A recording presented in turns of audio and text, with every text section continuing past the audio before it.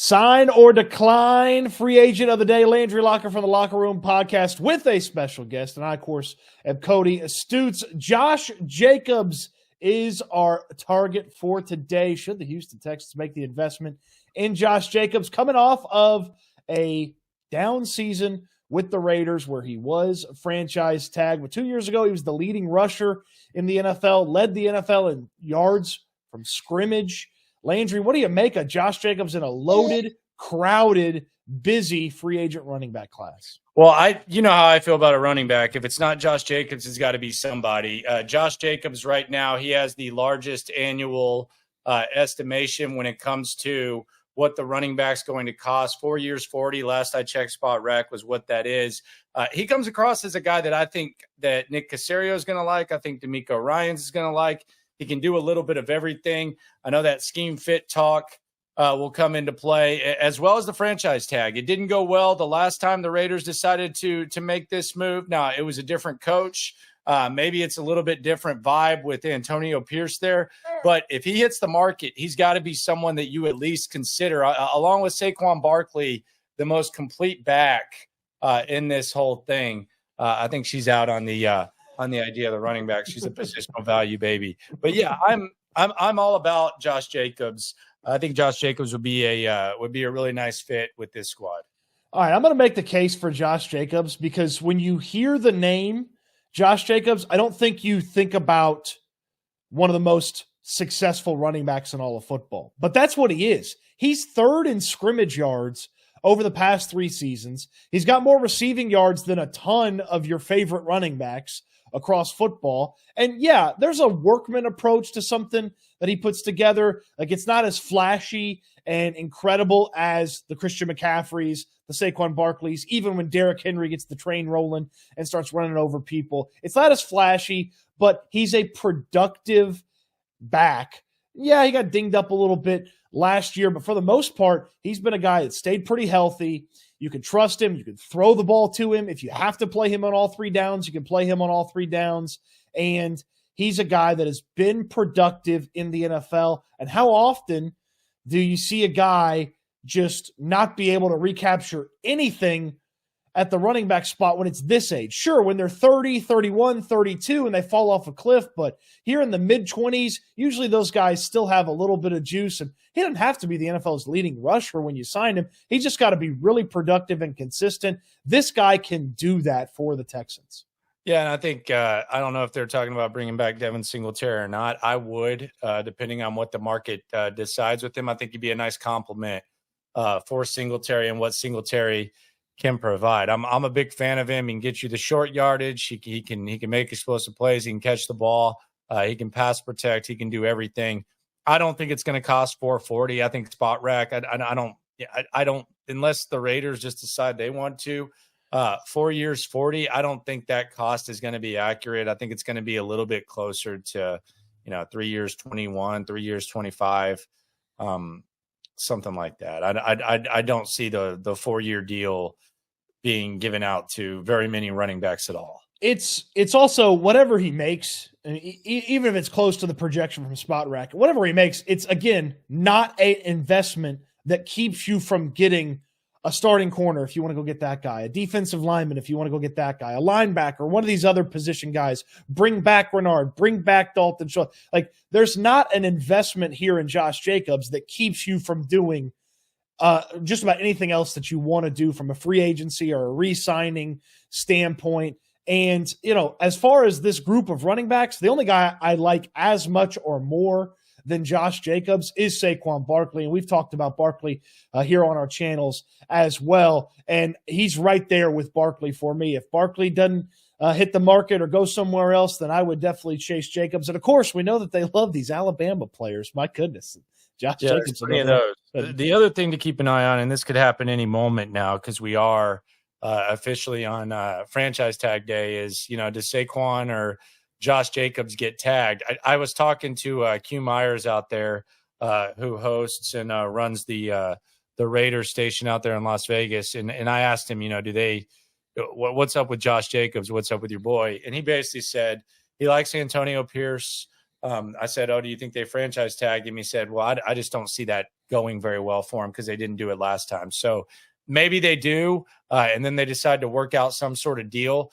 But the unfortunate thing about these two top running backs, and it seems like it's Saquon Jacobs at the top, is they could end up getting franchise tagged, and they could just ruin the relevance of this video. The case against for Josh Jacobs, for me, I think you kind of you just mentioned it.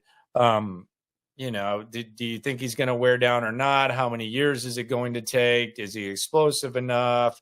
All that system fit crap. Does Bobby Slowick like him? Does potential next offensive coordinator Gerard Johnson like him? Yeah. Do either one of these guys like? Who do they like? Because there's one thing I know for sure that's going on with the Texans as they start having these conversations. I don't even know that they really have to have them just yet, but the next week or two, someone's going to be pounding the table for a running back, and there's going to be like a discussion. Like this is not going to be this is going to be similar to when you're evaluating quarterbacks in the draft. They know how important it is, and whatever their philosophy is, whoever it is, someone's going to have a passionate opinion about the running back. The interesting thing for me is I wonder if it's more of a Slowick thing than a D'Amico thing at this point. And if Bobby Slowick has the highest say in what goes on with at the running back position.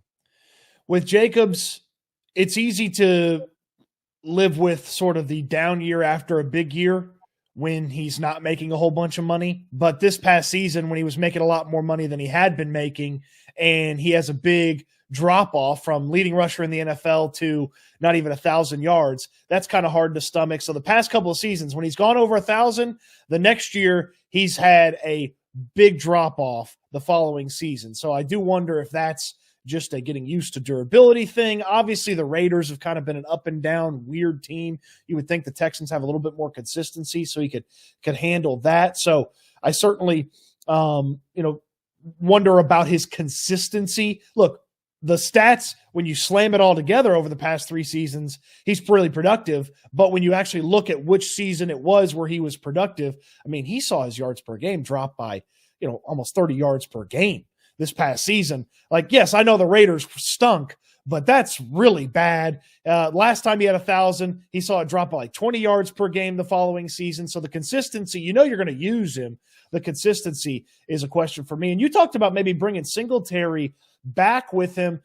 If Singletary wasn't on board with that, or you couldn't get Singletary back, I don't know if there's a running back complement that I feel really good about with Jacobs, because he missed a couple games last year. You would want a backup that you feel pretty good about. So I wonder if maybe an investment in Jacobs, you don't want to invest too much into the running back room from that standpoint.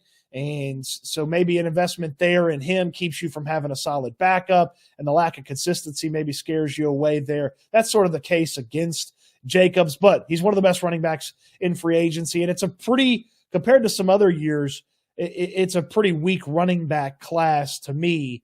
I mean, the top running back's probably Brooks out of Texas, and we don't know if he can help you that much this season with the knee injury that he suffered last year. What's the verdict here, Landry? Landry Locker of the Locker Room here on YouTube. I'm Cody Stoots. What's the verdict on Josh Jacobs? I'm good with it. If that's the running back they end up liking, I'm good with Josh Jacobs. I'm good with him. I'm good with Saquon. I'm really good with Derrick Henry. I'm good with whatever they decide at running back. I remember the last time I wanted Josh Jacobs. He went the pick after their first round pick in 2019. They had the 23rd overall selection, which they do this year.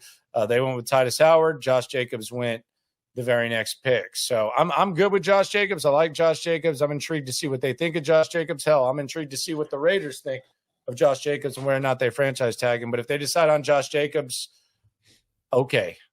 I'm thumbs up as well. I would sign Josh Jacobs. I believe he's going to be a productive back for the next few seasons, and that's what you need out of a free agent addition to the level of Josh Jacobs, is a productive guy, a guy that brings something to the table. And I just like that he can catch the ball out of the backfield better than some of these other options that are there in free agency. It's not quite that dynamic, awesome Christian McCaffrey, Saquon, Austin Eckler, who's really good at receiving out of the backfield. It's not quite that level, but it's better than a lot of guys when you throw the ball to Josh Jacobs. He can get it done, and so I would give the thumbs up, and I'd say sign on this one. Him and Barkley are kind of interchangeable for me. I think we're both kind of arrived there, but we want the investment in the running back. That's sign or decline on Josh Jacobs. That's Landry Locker, the Locker Room here on YouTube. Make sure to follow him. I'm Cody Stoots.